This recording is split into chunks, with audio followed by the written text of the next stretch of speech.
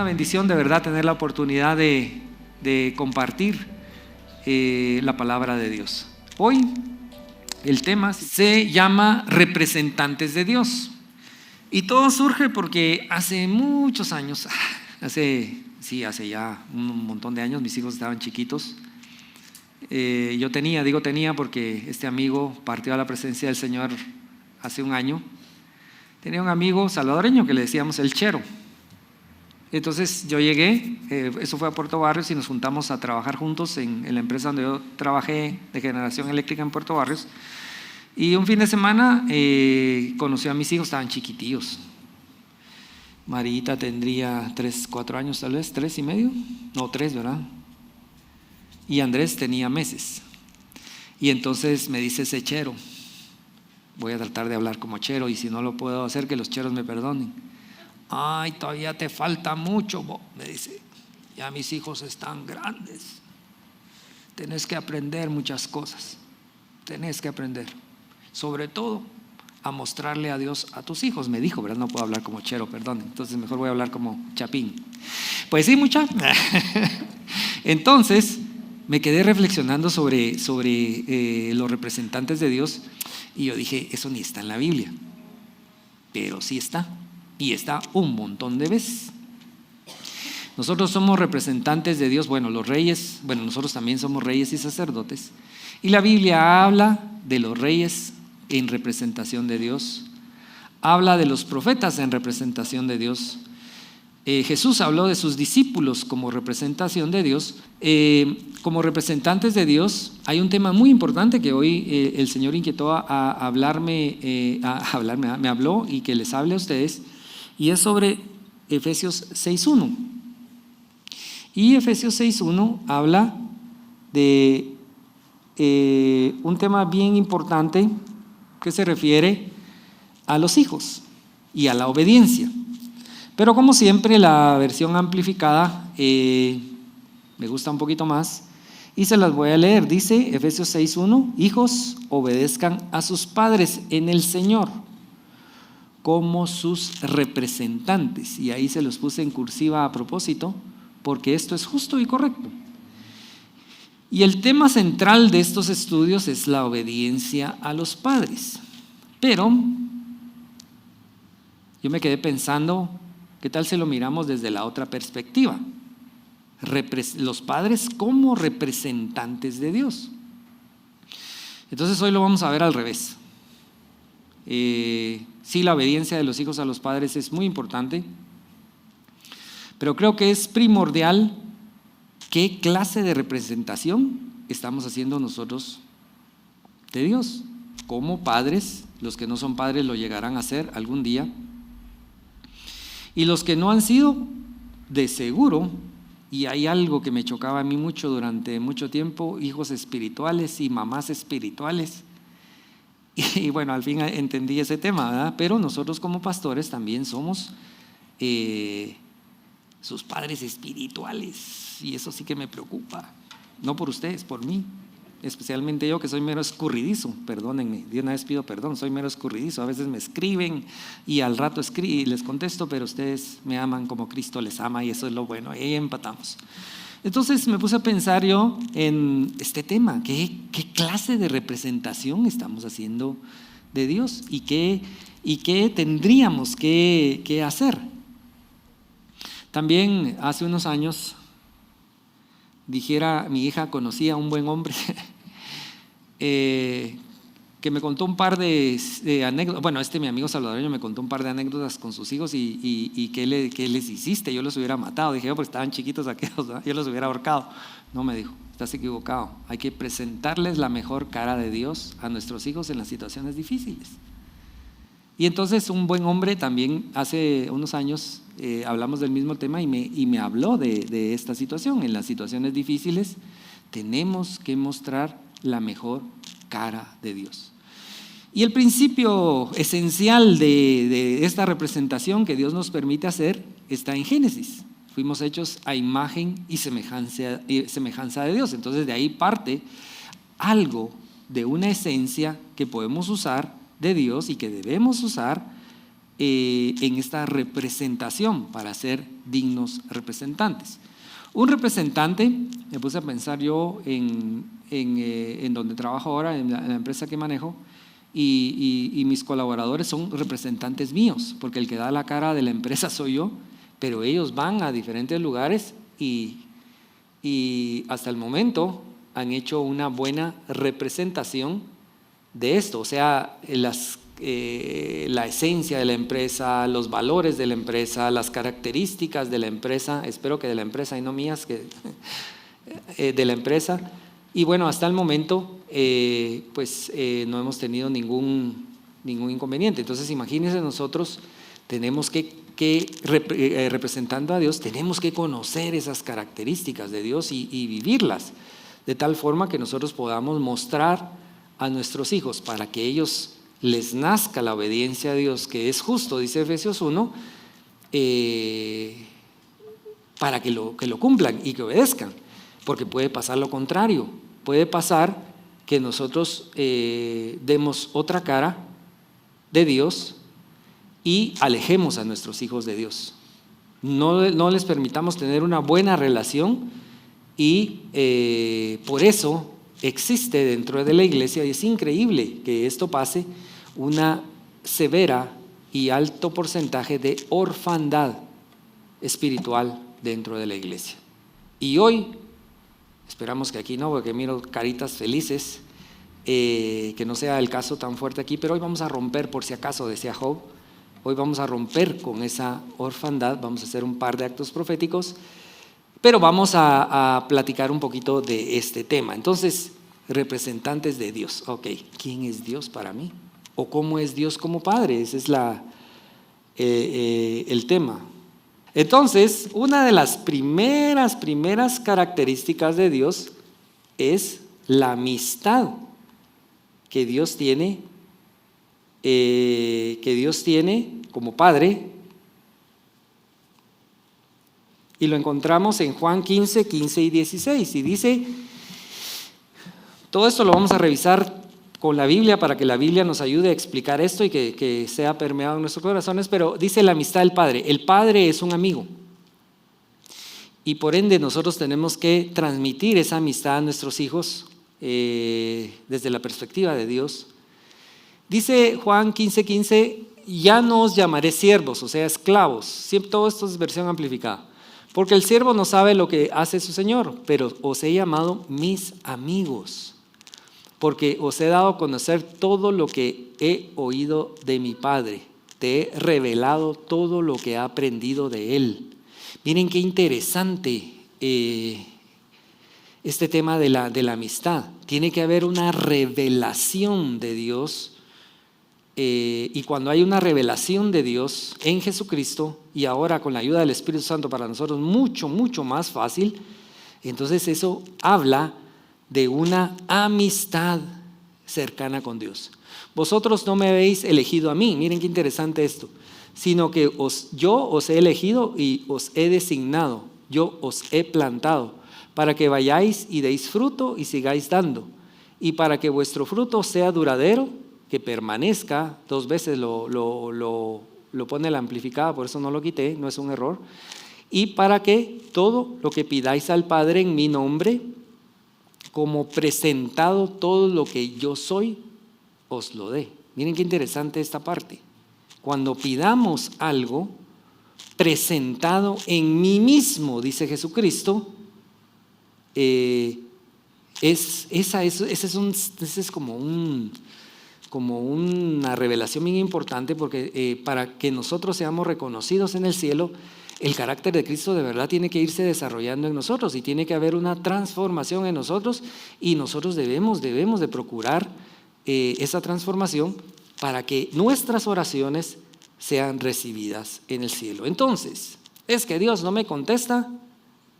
Parece que no es que Dios esté sordo, dijera Elías, tal vez sus dioses griten más. No se trata de eso, es que no ha habido una transformación, entonces nosotros nos debemos de autoanalizar y trabajar en eso, trabajar en esa transformación para que el yo soy, o sea, Cristo, el Padre, haga esa transformación en nosotros y tengamos esa comunicación de amistad con Dios.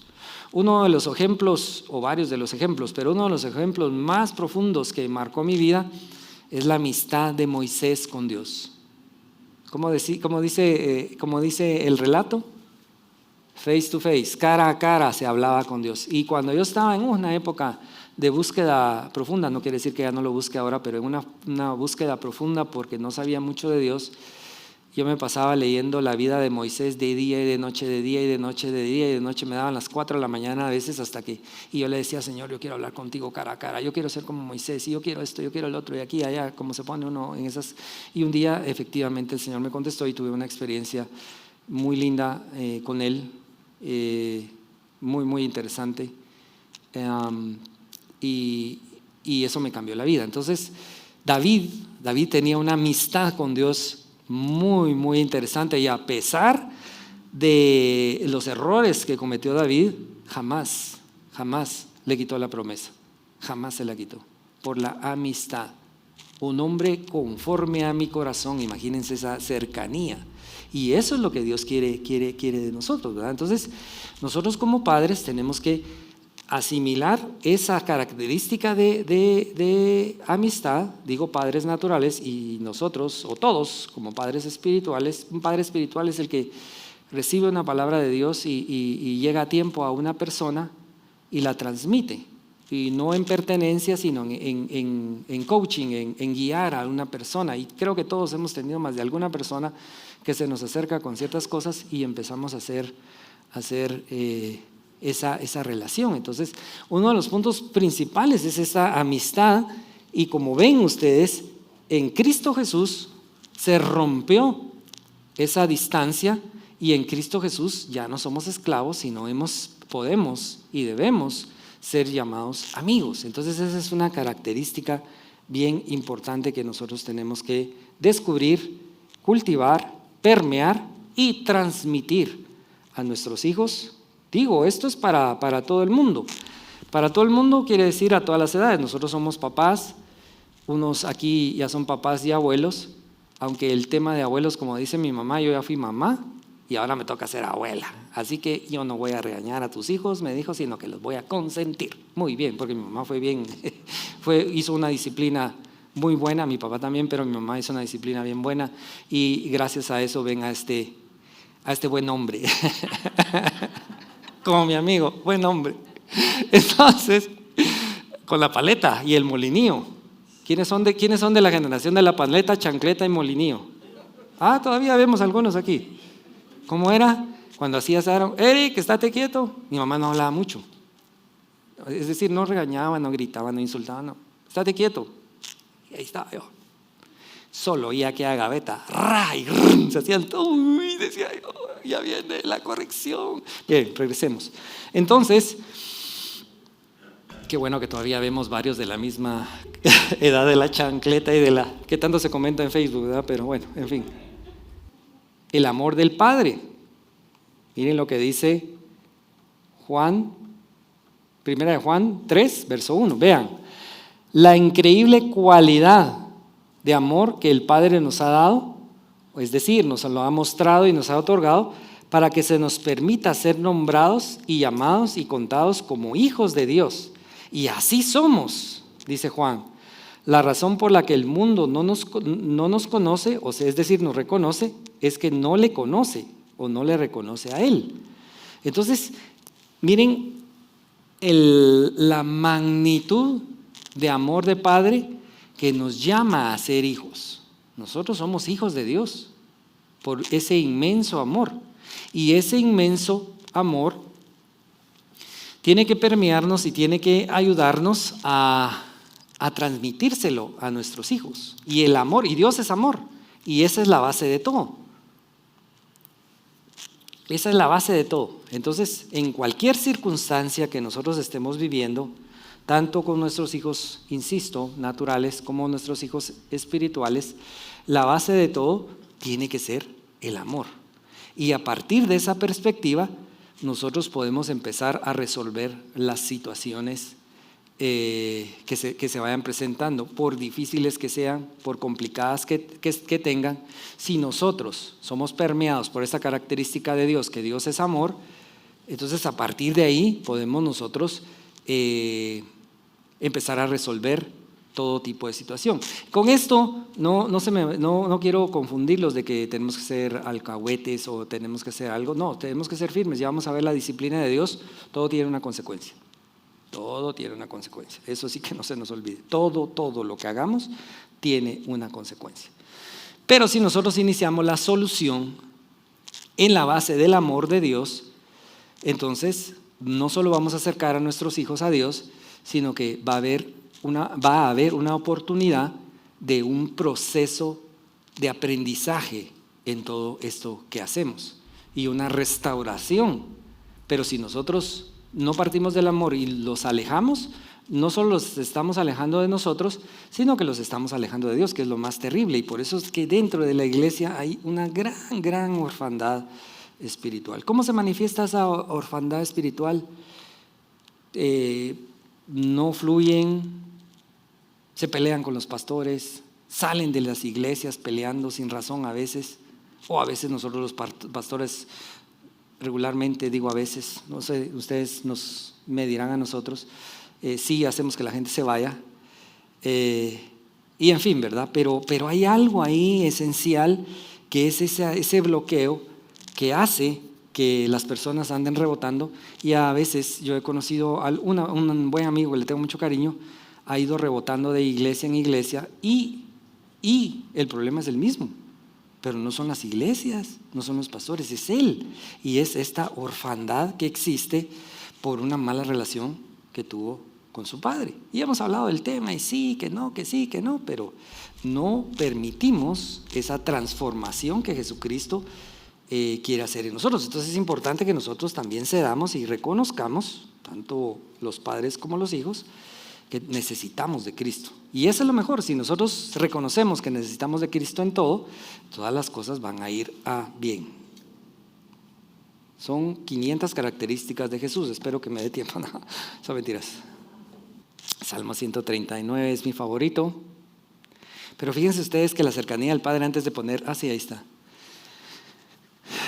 Oh Señor, me has examinado a fondo y me has conocido, dice el Salmo 139, del 1 al 4 lo puse. Tú conoces mi sentarme y mi levantarme, comprendes mis pensamientos a lo lejos. Vean las referencias de Mateo 9:4, Juan 2:24 y 25, no los vamos a leer por tiempo. Tú me conoces, tú conoces mi levantar y comprendes mi pensamiento a lo lejos.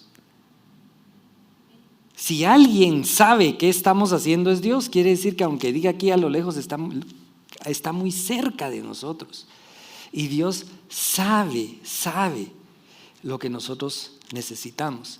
Tamizas y escudriñas mi camino y mi descanso y conoces todos mis caminos. De día y de noche está Dios cerca de nosotros. De día y de noche, 24/7, 365 días al año, toda la vida pues. Porque no hay una palabra en mi lengua todavía sin pronunciar, pero he aquí, oh Señor, tú lo sabes todo. Hay una referencia muy linda en Hebreos 4:13 que se las recomiendo que la lean. Tú lo sabes todo. Y entonces hemos oído en la iglesia cuando hay circunstancias, ¿y dónde estaba Dios cuando me pasó esto? ¿Y de dónde estaba Dios cuando me sucedió esta tragedia? Yo cambiaría la pregunta. ¿Cuánto me había alejado yo de Dios? Y Dios sí estaba ahí y yo no me había percatado y tomé malas decisiones y me pasó lo que me pasó. Y en medio de todo eso, otra vez la característica del amor viene y nos cubre. Viene y nos sana. Viene y nos restablece. Viene y nos restaura. Ojo, sí hay consecuencias. Ya vamos a llegar al ejemplo de David. Hay consecuencias, claro. Pero en medio de todas esas consecuencias, Dios pone su amor. Y estas consecuencias nos ayudan a crecer en esa relación con Dios. Entonces, esta característica de Dios, de su cercanía, es bien interesante. La afirmación del Padre, y esto es bien importante, esta característica, Dios siempre nos vive afirmando. Miren lo que hizo el Padre con Jesucristo, que es un ejemplo muy, muy importante. Está en Mateo 3, 16, 17. Y cuando Jesús fue bautizado, salió al instante del agua, y he aquí los cielos se abrieron, y vio Juan, el Bautista, al Espíritu de Dios que descendía como paloma y se posaba sobre él. Y he aquí una voz del cielo dijo: este es mi Hijo amado, en quien tengo complacencia, delante de toda la multitud. Afirmación, afirmemos a nuestros hijos. No importa la edad que tenga, afirmémoslos. ¿Qué es afirmar? Eres bueno, tienes un propósito, Dios te ama, yo te amo. Tienes características, tienes ese físico.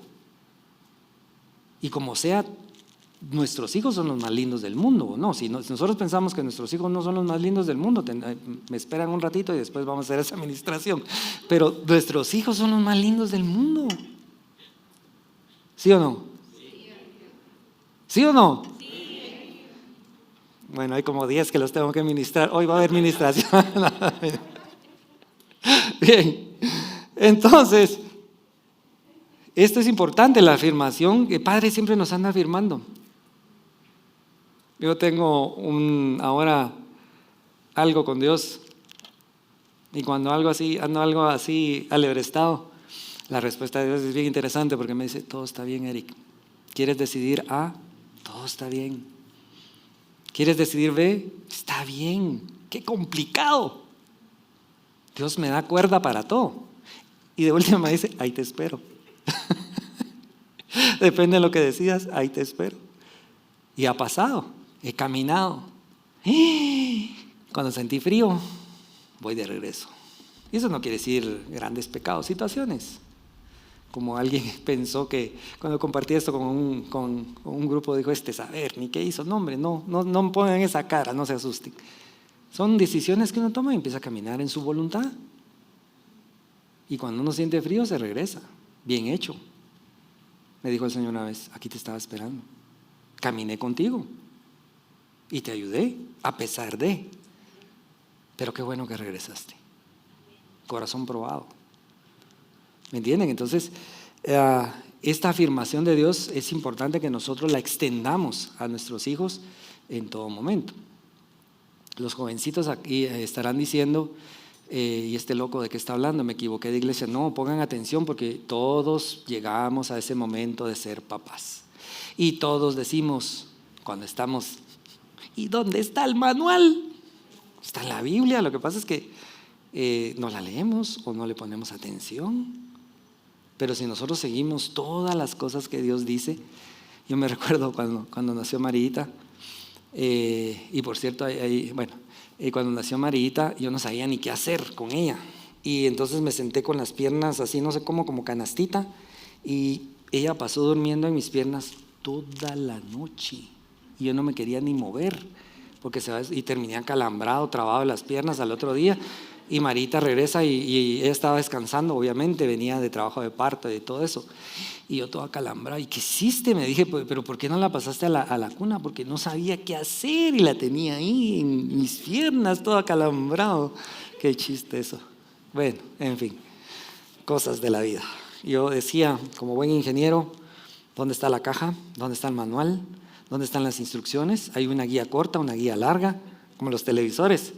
Hay un librote así que nadie leemos. Y hay una hoja que dice 10 pasos. Lo hacen a propósito porque saben que todos no nos gusta leer el camino largo, en fin. Bien, no me regalas gracias. Perdón, amor. Gracias, es la emoción del momento que me acordé de la primera chineada que le di a mi hija. Otra cosa que hacía la Marita cuando era chiquita. Estábamos cerraba los ojitos y yo llegaba y la ponía en la cuna.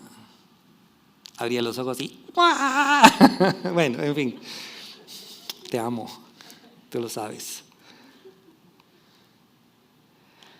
Sí, la generosidad y provisión del Padre. Tenemos un Dios sumamente generoso y un Padre proveedor. Un Padre proveedor. Los hijos de Dios no deben de padecer de ninguna falta de nada, económica, de relaciones, de ideas creativas, porque Dios es un Dios generoso. Miren lo que dice Gálatas. Pero cuando vino la plenitud del tiempo, Dios envió a su Hijo nacido de mujer, nacido sujeto a las normas de la ley, para comprar la libertad es decir, rescatar, redimir, expiar a los que estaban sujetos a la ley, para que seamos adoptados y se nos confiriera la filiación y seamos reconocidos como hijos de Dios. Verso 6, porque ustedes realmente son sus hijos. Dios ha enviado al Espíritu Santo de su Hijo a nuestros corazones clamando, Abba, Padre. Por tanto, ya no eres esclavos, es decir, siervos, sino hijos. Y si hijo, entonces se sigue que eres heredero por la ayuda de Dios por medio de Cristo. Tenemos una herencia. Usémosla. Tenemos una herencia. Descubrámosla. Tenemos una herencia, digámosle al Señor que nos revele cuál es esa herencia.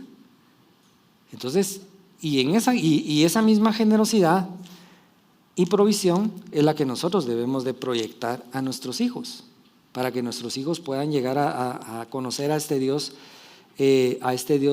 proveedor, a este Dios generoso, sí. La autoridad del Padre. Eso es bien interesante. Esa autoridad es transferida a nosotros y también tenemos que recibir esa revelación, no solo en nuestros hijos, sino alrededor de nuestros hijos, alrededor de todo lo que Dios nos da, alrededor de todo lo que Dios hace por nosotros. Y hay un ejemplo bien interesante, y es se me fue, Job. Job es bien interesante. Ya vamos a hablar de guerra espiritual, un tema que me gusta mucho a mí, que lo he dejado un poquito ahí, pero Dios me ha estado hablando pero en la próxima vamos a hablar un poquito de guerra espiritual, de qué es lo que Dios está haciendo y quiere hacer con nosotros y que nos va a servir. Pero Job, los primeros 2 capítulos son bien interesantes. ¿Por qué? Porque vemos a un padre con autoridad. ¿Por qué? Porque vemos a un padre, es decir, Job, que se preocupa. Por si acaso, decía, por si acaso voy a presentarme delante de Dios. No sea que haya un pensamiento, eso pensaba de él, que haya una intención que se haya generado en mi corazón. Mira hasta qué nivel llegaba Job. Que se haya generado en mi corazón, subió a mi mente, bajó a mi boca y la expresé. Y ofendí a Dios con eso. Por si acaso, hacía sacrificios por él, por sus hijos, todos los días. Y si usted lee la descripción de Job que hace Dios en el relato con Satanás, hay 4 características bien importantes. Y si usted las lee, perfecto, leal, son 4 características de Cristo. ¿Qué nos dice eso? Que el Cristo resucitado tenemos que dejar que transforme nuestras vidas para ser reconocido en el cielo. Y reconocido a un nivel que el mismo Satanás decía, no hombre, si no de balde lo has cercado. No de balde lo has protegido a él y a todo lo que se refiere a él. Y yo no puedo entrar. Claro, el relato de Job habla después de que solo con la autoridad con la autorización de Dios y a ciertos límites pasa lo que pasa, y hay un aprendizaje muy interesante ahí, pero lo básico es no nos estemos amedrentando por cualquier charada que pase. Mejor preocupémonos para que el Cristo resucitado transforme mi vida, sea reconocido yo en el cielo, y el mismo Dios nos pone un cerco de protección donde ninguna saeta del enemigo puede pasar. Y vamos nosotros caminando en medio de valle de sombra de muerte, dice el Salmo, sin temor alguno. ¿Ok? Bueno, pero ya no leímos Crónicas. Dice, tuya, oh Señor, es la grandeza y el poder y la gloria y la victoria y la majestad, porque tuyo es todo lo que hay en los cielos y en la tierra. Tuyo es el reino, oh Señor, y tuyo es ser exaltado como cabeza sobre todo. Verso 12, es Crónicas 29 del 11 al 13. Tanto las riquezas como la honra proceden de ti, y tú reinas sobre todo. En tus manos están el poder y la fortaleza. En tus manos está hacer grande y dar fuerza a todos. Ahora pues, Dios nuestro, te damos gracias y alabamos tu glorioso nombre y los atributos que ese nombre denota. Los atributos que ese nombre denota, es decir, una gran autoridad. Solo por eso tenemos que tener cuidado, y por eso lo vimos en los mandamientos. Mencionar el nombre de Dios no es nada más, no es nada a la ligera, no es nada a la ligera. Yo fui a una reunión y vi a algunas personas decir un montón de cosas de Dios, y mi oración es que esas palabras que ellos mismos dijeron, no sé si se las escogieron o ellas las escogieron, hablaron mucho de la Biblia y de Dios, transforme sus vidas y transformen el lugar de autoridad donde están. Esa es mi oración, porque no es nada más decir. Miren lo que acabamos de leer, los atributos que ese nombre denota. Ahora, nosotros con diligencia y nosotros con conocimiento, si usamos esa herramienta, vamos a hacer mover montañas, vamos a hacer caer estructuras, vamos a hacer que la presencia de Dios baje hacia nosotros, vamos a lograr que los ángeles trabajen a nuestro favor. Y entonces nosotros vamos con ese, no solo, bueno, ahora ya me estoy yendo por otro tema más profundo, pero como padres, si nosotros le transmitimos eso a nuestros hijos, entonces vamos a solidificar sociedades, porque vamos a tener familias con una transformación de Jesucristo, que van a ser sólidas, que van a ser la base de una sociedad, que van a levantar a ese país, que pueda llegar a ser y que va a llegar a ser, porque es promesa de Dios, luz y faro a las naciones. Pero todo empieza aquí y todo empieza con los papás. Señor papá, señora mamá, decía un señor gobernante. A mí me impresionó mucho este hombre, estoy hablando de Efraín Ríos Montt, porque yo tenía como 15, 14 años y él hizo una labor de evangelismo, entre otras cosas, admirable. No muchos saben de eso, pero él caminó colegios, escuelas, sí, yo tenía 13, 14 años, evangelizando. Yo le conocí el lado evangelístico a ese buen hombre, pienso yo. ¿Quién soy yo para juzgarlo? Dios sabrá. Pero me recuerdo de sus buenas enseñanzas. En fin, bueno. Entonces, los atributos que este nombre denota, o sea, el nombre de Dios, es importante que nosotros los pongamos en práctica. No se trata tampoco de decir, hijo, mira, hoy no vayan a regresar, por favor, no vamos a regresar a mi casa. Mira, hay una prédica que tenés que ver y hay 10 puntos buenísimos que te tenés que aprender. ¡Ay, nos vemos! No se trata de eso. Lo he repetido hasta el cansancio. Mi buen amigo, digo yo, Jorge H. López, predicó hace una vez algo que me quedó aquí. Él decía, yo regañé a mi hijo, creo que era Jorgito, el pastor, que es ahora, estaba chiquito, porque él se estaba lavando los dientes y miraba que su hijo estaba en estas, lo he dicho un montón de veces, estaba así, que se caía. Y él se para y le dice, hijo, párate bien. Y él estaba parado así, lavándose los dientes. Y su hijo lo vio y como no podía, se iba a caer. ¿Qué estaba viendo el hijo? Viendo las acciones del padre. Cuidado con eso. Bueno, nos sentamos nuevamente. Este trono está bueno. Bien, entonces la autoridad del Padre es importantísima. Aquí viene la disciplina. La disciplina, ese es un atributo de Dios. Pero la disciplina va acompañada ¿de qué dice ahí? El perdón. Y en esta porción bíblica que está en 2 Samuel 12, 13, 14 hay algo muy importante que se nos debe de grabar como padres y como hijos en cuanto a esto. Todo tiene una consecuencia. Ahí sí no hay pierde. Todo lo que hagamos va a tener una consecuencia. Y sea como nosotros regresemos a Dios, como regresó rapidito David, aunque es terrible la consecuencia que hay ahí, porque la consecuencia fue muerte, pero al final Dios lo perdona. Se los leo, dice: y dijo David a Natán, inmediatamente, todos, si quieren leer el capítulo 2, es bien interesante porque se recuerdan que el profeta llega, le cuenta una historia y al final él le dice: este hombre debe de morir. ¿Se recuerdan de la ovejita, de la familia que tenía una ovejita y el vecino que tenía 100 ovejas y se comió la ovejita de esa familia? Bueno, y David se enoja y dice: este hombre debe de morir. Ese hombre eres tú, le dice Natán. Chispas, dice. Entonces dice: y dijo David a Natán: he pecado contra Jehová. Y Natán dijo a David: el Señor también ha quitado tu pecado, no morirás. Ya lo había perdonado.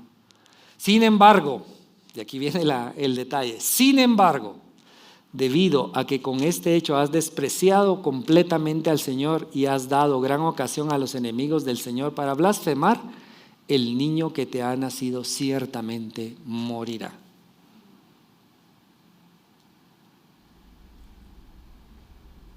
Cuando nosotros pecamos, ¿qué es lo que realmente pasa? Damos ocasión a los enemigos de Dios para blasfemar. Piensen eso, pensemos en eso.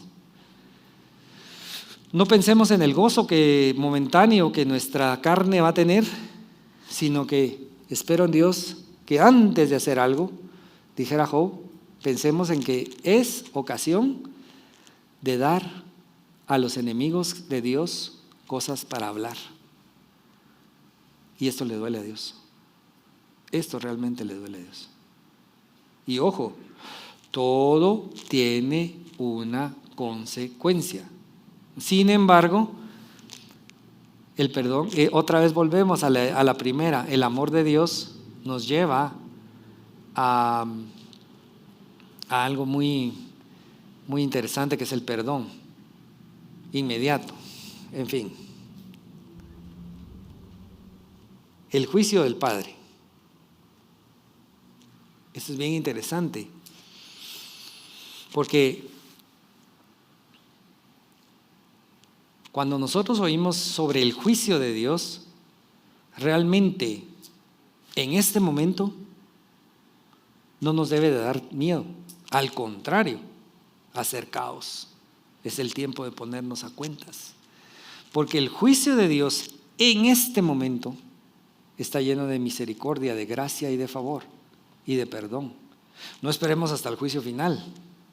Ahí sí, balines. Y ya Dios dirá. Pero ahora, si nosotros hemos fallado en algo, si nosotros hemos cometido algún error, vamos corriendo. Porque es necesario que todos nosotros comparezcamos y seamos, dice segunda de Corintios 5, del 10 al 11, porque es necesario que nosotros comparezcamos y seamos manifestados tal como somos ante el tribunal de Cristo, para que cada uno reciba su paga según lo que haya hecho en el cuerpo, sea bueno o sea malo, considerando cuál es su propósito y motivo haya sido, y lo que ha logrado. Ha estado ocupado y se ha dedicado a sí mismo y a su atención para lograrlo. Por tanto, estando conscientes de temer al Señor con respeto y reverencia, tratamos de ganarnos a las personas para persuadirlas. Pero la clase de personas que somos es claramente reconocida y perfectamente comprendida por Dios, y espero que sea claramente reconocida y perfectamente comprendida también por vuestras conciencias, vuestro discernimiento innato. Es importante que nosotros estemos a cuentas con Dios, porque eso va a permitir que nosotros podamos transmitir al Cristo resucitado, que debemos transmitir. ¿Ok? Siguiente. Y las emociones del Padre. Son un montón, pero por tiempo las vamos a mencionar aquí, algunas referencias bíblicas. Es amoroso. Juan 3:16, todos sabemos ese versículo, espero. Nunca cambia. Hebreos 13:8. Compasivo. Marcos 1:40. ¿Se recuerdan del leproso que llegó con él? Sí quiero, le dijo. Fue movido a compasión. Misericordioso. Lucas, justo, fiel. En fin. Y aquí podemos toda la mañana decir hablar sobre las emociones del Padre, que nosotros las tenemos que transmitir a nuestros hijos, para que de ellos nazca, como dice Efesios, y voy terminando con esto, la obediencia. Si no pueden hacer esa obediencia, y después estamos con las consecuencias de estos temas relacionados con este capítulo. El empoderamiento del Padre.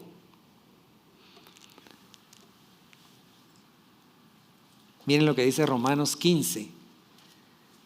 Y nosotros debemos de empoderar a nuestros hijos, pero miren lo que dice: ahora bien, que el Dios que da el poder de la paciencia, es decir, la firmeza, y que da aliento, les conceda vivir en tal armonía mutua y tal simpatía tan plena unos con otros, de acuerdo con Cristo Jesús, para que juntos, unánimes, con corazones unidos y a una sola voz, alabemos y glorifiquemos al Dios y Padre de nuestro Señor Jesucristo. Acogeos y recibíos en vuestros corazones unos a otros, así como Cristo os ha acogido y recibido para la gloria de Dios. Entonces nosotros como padres tenemos que empoderar a nuestros hijos, porque eso trae unanimidad y eso se transmite en todo lugar. Nuestra cultura guatemalteca padece de ese empoderamiento y tenemos que cambiarlo nosotros en base a esto que estamos leyendo, porque ¿qué pasa cuando alguien empieza a brillar en una empresa? Todos le caemos encima para apacharlo, ¿sí o no? Nos ha pasado a todos. Y tenemos que estar en aquellas luchas constantes y defendernos de las intrigas y todo. ¿Por qué? Porque llegó uno más listo. ¿Y qué si llegó otro más listo? Mejor aprendamos de ese más listo y no lo hagamos nuestro enemigo. Y la iglesia también ha padecido de esa falta de unidad. Ahora se está trabajando mucho y ahora se está viendo un milagro grande, siento yo, se está viendo un milagro grande, pero es porque no hemos entendido esta característica del Padre que hay que empoderar. Si una iglesia es mejor que la nuestra, bendigámosla y vamos a aprender de ella. No la critiquemos y no la menospreciemos. Es que no sé qué. Damos gracias a Dios por ello, porque ellos fueron más rápidos en entender la revelación que Dios les dio y ellos caminaron en lo que Dios los puso a hacer. Y a nosotros mejor reflexionar y revisar qué Dios nos puso a hacer y hagámoslo rápido para que Dios nos exalte, para Él, no para la comunidad, y que nosotros podamos ser de bendición para otras personas y compartir todo lo que Dios nos ha dado. Ese es el principio del reino, compartir. Para eso Dios nos da riqueza, para compartir. Para eso Dios nos da destreza, para compartir. Para eso Dios nos da liderazgo, para compartir y jalar a otras personas. Para eso Dios nos da todo lo que nos da. Es un principio esencial y básico del reino. Todo no es nuestro, es de Dios. ¿Qué cantábamos hoy en la mañana? Que venga tu reino, revélanos tu gloria. Amén. Amén. Bien. En conclusión, ahora sí, bien sencillo. Seamos dignos representantes de Dios con un buen testimonio, especialmente para nuestros hijos. No se nos olvide, nuestros hijos hacen lo que nos ven hacer a nosotros, no lo que nosotros decimos.